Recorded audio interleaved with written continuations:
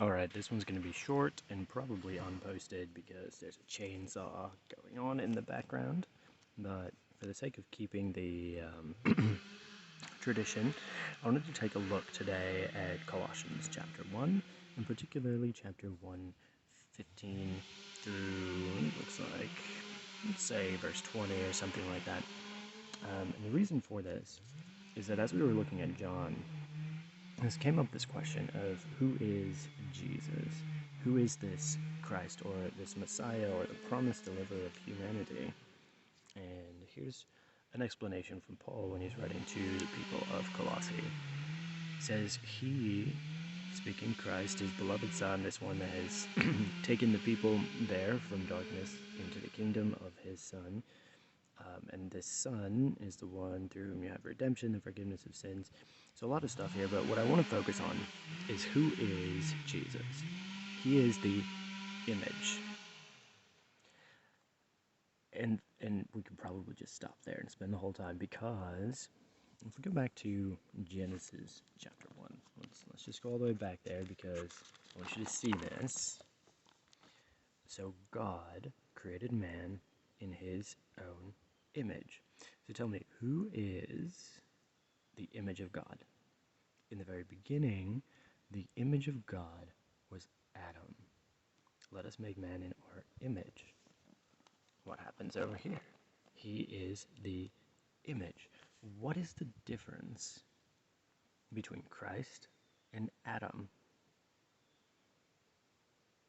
He is the image of the invisible God. So you have, again, as we looked at in John chapter 14, coming back over here, I remember we were talking about how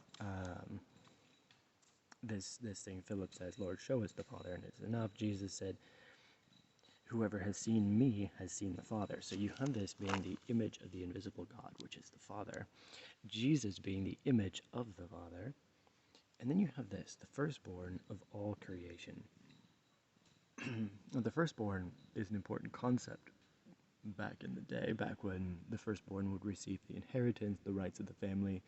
Essentially, the wealth of the family would normally continue through the firstborn, because the firstborn also then would have responsibility to care for the parents in their old age. And so the firstborn represented the family in the same way as the father did. In this respect, one who is the firstborn of all creation is one to whom all creation belongs.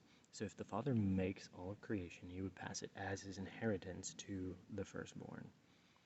There's a couple other ways to read that, and there's some really quite interesting things to get into. So take a look for yourself sometime and see what you think.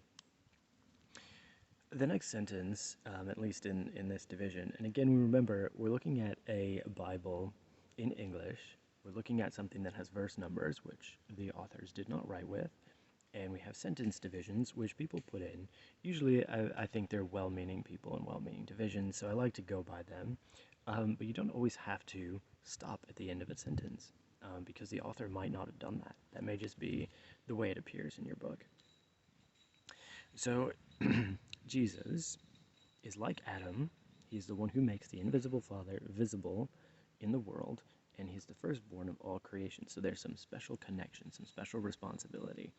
And interesting enough, I think I want to go back to Genesis again, and take a look at this. Let's see. God blessed them, and God said to them, we're going to talk about this one again sometime, but be fruitful, multiply, fill the earth, and subdue it, and have dominion over the fish, over the birds, and over every living thing that moves on the earth. So you have this notion of subduing and dominion, and I think that also is tied in with this idea of firstborn. But guess what? It wasn't just Jesus who had that. Adam had that too. So what is special about Jesus? Well, let's look at this. For by him, and thinking back to John, by the word, all things were created. All things were created. I wonder if there is something that is not a thing. You know, in this idea, things were created in heaven and on earth. And this kind of contradicts what I was just thinking.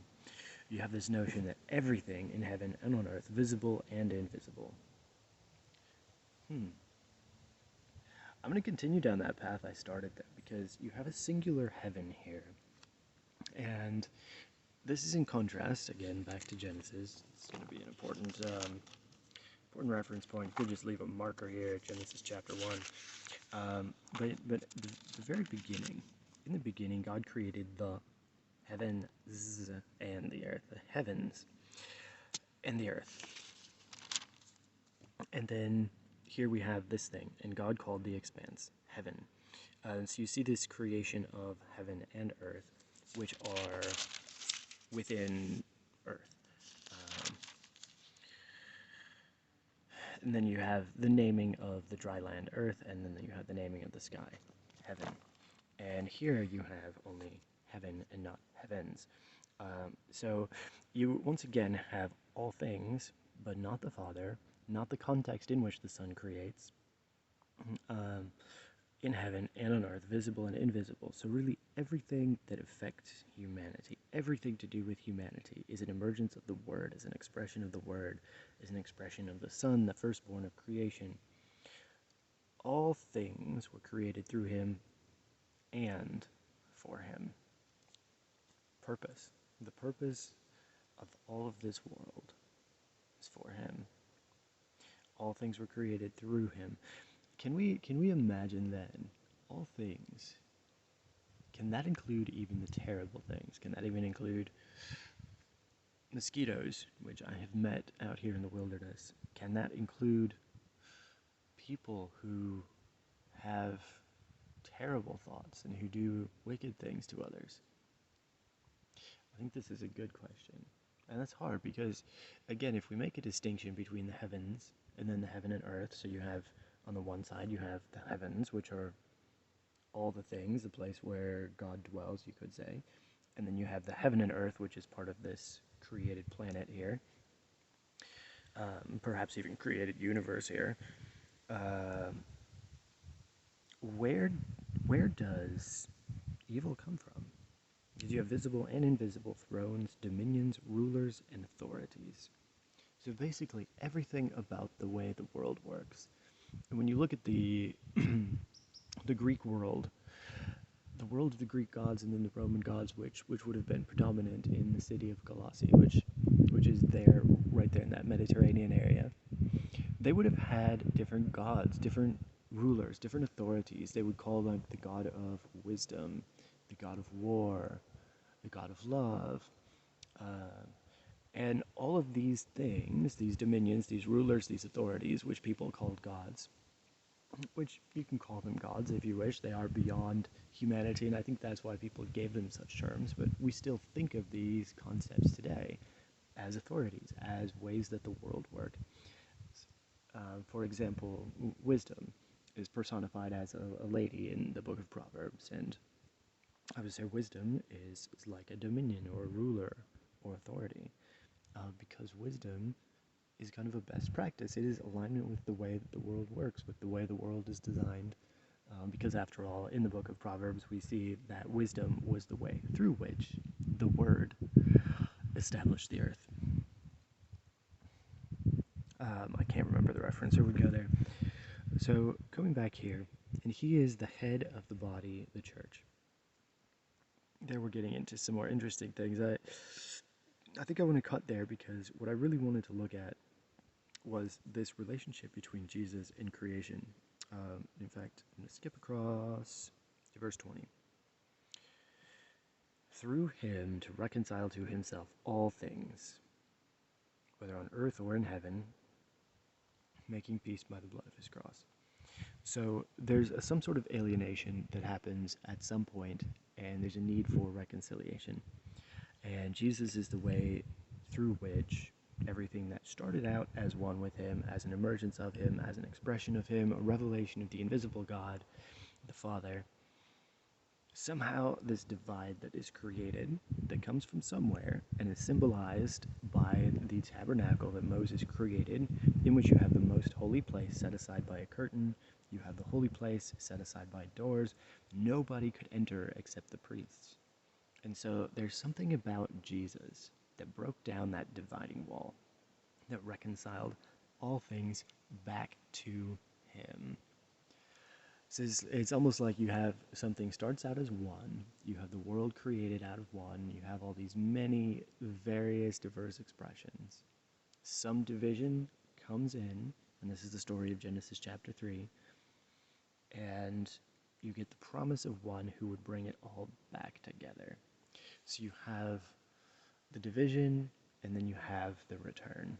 And I think we'll get more into the return, but for now, I just wanted to look at where does Jesus play into this story? Who is he?